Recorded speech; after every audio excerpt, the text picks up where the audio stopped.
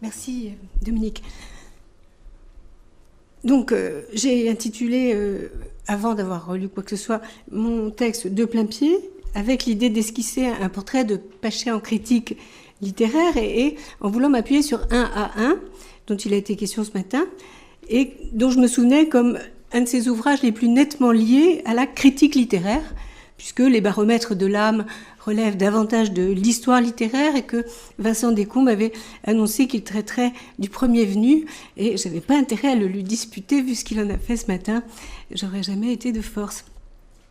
Un à un est sous-titré de l'individualisme en littérature, et ce sous-titre est lui-même suivi d'une parenthèse qui en précise le contenu, donc Michaud, Naipaul, Rushdie. L'autorité du critique, elle se marque d'abord dans la réunion de ces trois noms, sans affinité perceptible.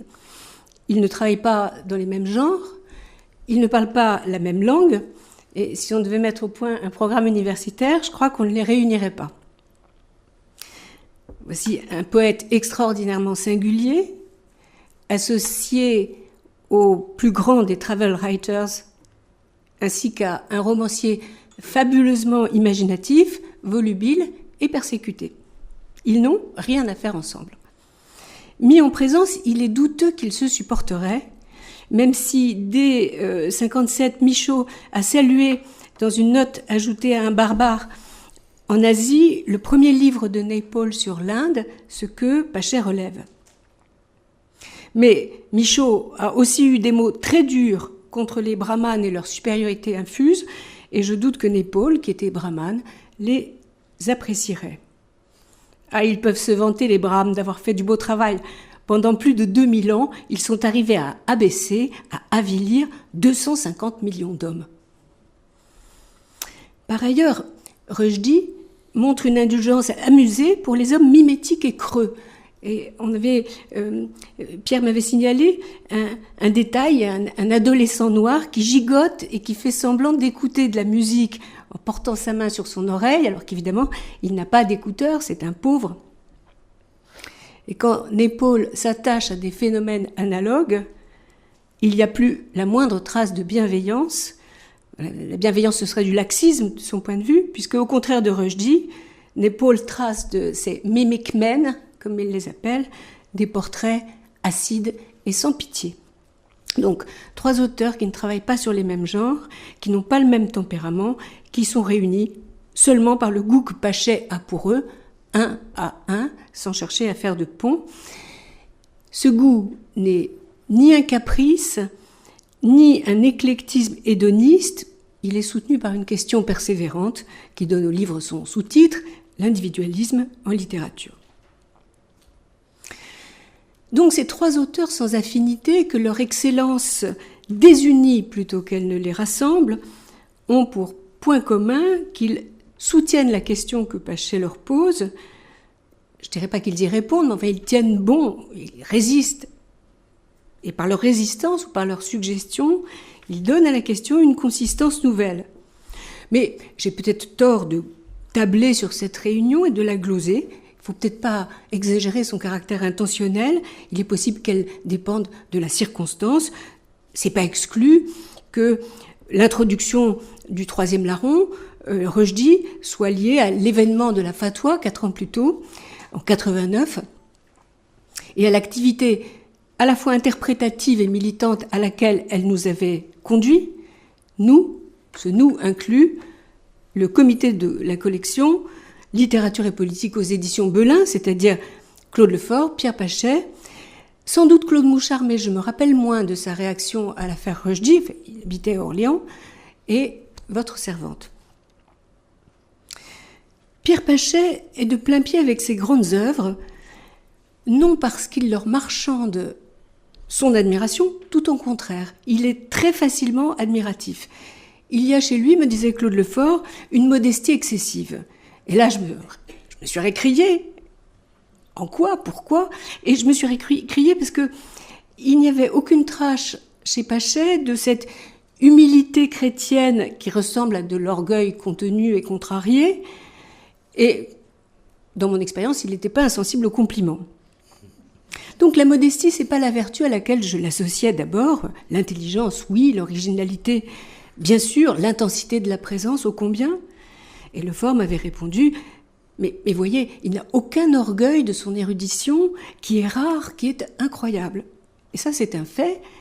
Pachet est capable de mobiliser un effort de recherche intense, et il le fait en dehors de toute spécialisation universitaire, malgré ce que disait Martin Rueff ce matin de son rapport à la philologie, mais il ne l'a pas fait fructifier, au point qu'à Paris 7, certains voulaient l'empêcher d'enseigner le grec. Sa recherche sur l'apport des psychologues français du XIXe siècle à propos du sommeil et du rêve est tout à fait caractéristique. Il sort des voies prescrites, il mène des recherches buissonnières, hors cadre, en dehors de toute perspective de reconnaissance par ses pairs. Par conséquent, il est libre de les interrompre quand il le souhaite. Et ce sera ma première remarque sur sa manière critique. Pachet est capable de bifurquer ou de couper court. Et couper court, c'est pas exactement arbitraire, c'est pas impérieux, parce qu'il laisse souvent poindre le motif de l'interruption. Il a fini, ou en tout cas il a le sentiment d'être allé jusqu'au bout, ce qui veut dire jusqu'au bout pour lui, pas jusqu'au bout de la question, et il s'ennuie. Il n'a pas envie. Et de telles réticences, il ne fait pas mystère. C'est vraiment une surprise de lire dans un livre de critique littéraire la phrase suivante « Je n'avais pas envie de repasser par la critique », il met des guillemets, l'examen du livre. J'étais impatient de pouvoir me mesurer aux questions qui seules m'importent et de me débarrasser du reste.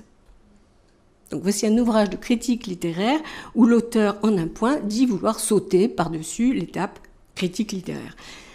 L'humeur, c'est un fait qu'il n'a pas l'intention de masquer, c'est un point de départ. L'humeur demande à être élucidée non moins que le texte. Et il se trouve, Marielle Massé l'a bien décrit, que cette humeur noire provient de sa rencontre avec le très grand livre de Naipaul, L'énigme de l'arrivée, livre qui produit ce blocage initial parce que Pierre Pachet a l'impression que Naipaul occupe sa place et que le livre coïncide exactement avec ce que lui, Pachet, cherche à dire. Mais en dehors de ce cas très particulier d'inhibition, Pachet ne s'attache pas à la technicité littéraire, même s'il peut restituer avec toute la délicatesse souhaitable une perspective critique ou le propos d'une œuvre de fiction ou l'agencement des mots à l'intérieur d'un vers, il n'empêche, même quand il s'en tient aux mots ou au mot à mot, il n'a jamais l'intention d'en rester au pur niveau langagier. Il marque parfois son rejet du structuralisme, son scepticisme devant les illusions formalistes. Il ne cache pas son ironie devant la satisfaction, la courte satisfaction qu'on tire des graphes et des combinatoires. Bon, il est défiant devant les généralisations parce que son attention va spontanément au singulier, même si, comme je l'ai dit, cette attention peut se lasser.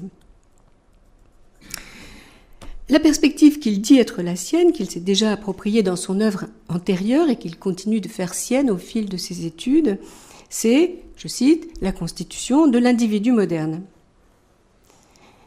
Cette perspective implique la vie intérieure, dont parlait Kéchichian, l'appui de la littérature, mais tout autant les couloirs dans l'architecture intérieure, l'eau et le gaz à tous les étages, la baignoire où l'on marine, le petit sceptre de la cigarette dont il parle ailleurs, dans la toute-puissance du « où je veux, quand je veux ». Formule qui fait mesurer la différence des temps, parce que les fumeurs culpabilisés de cette salle voient à quel point nous avons dérivé et combien nous avons perdu de cette liberté-là. Bon, la littérature est requise pour éclairer une certaine situation de la subjectivité, même si les textes ne sont pas mis à la question, ce ne sont pas des prétextes. Pachet se laissait aller au texte et il évitait avec soin le terme de convoquer, si souvent ressassée depuis telle quelle, où il repérait avec son ouïe aiguë la brutalité de commissaire du peuple. Sa manière à lui d'aborder les textes est plus passive qu'impérieuse. Même si elle est informée par diverses curiosités, une curiosité qui prend en écharpe la sexualité, la religion, le sommeil et le rêve, comme autant d'éléments constitutifs. Et bien sûr, de tels éléments, vous l'entendez, précèdent la condition moderne. Ils vont s'y retrouver, s'envelopper dans ce nouveau devoir d'être soi, ou dans ce destin d'être seul à être soi, dont on parlait ce matin. Car Pachet est très attentif à la dimension historique du phénomène. Je cite 1 à 1, « La modernité, comme l'art des contes, vient de très loin. » La critique donc n'est pas exclusivement littéraire. Mais si Pachet se tient à cette dimension historico-anthropologique, il ricanerait en m'entendant dire un gros mot, il n'en profite pas pour acquérir une quelconque supériorité sur les œuvres qu'il étudie. Au contraire, il peut admirer avec ingénuité l'art de jongler de Rushdie, sa manière de nouer ou de dénouer une intrigue. Je cite, « En ce point, le critique est embarrassé. Il se sent lourd et maladroit devant une telle virtuosité, une telle impartialité passionnée. Le critique, lui, se sent adhérer ridiculement et avec trop de sérieux à sa propre pensée. Penser n'est pas toujours un avantage, en tout cas c'est pas une estrade, c'est pas un piédestal, ça peut être une pesanteur et un embarras.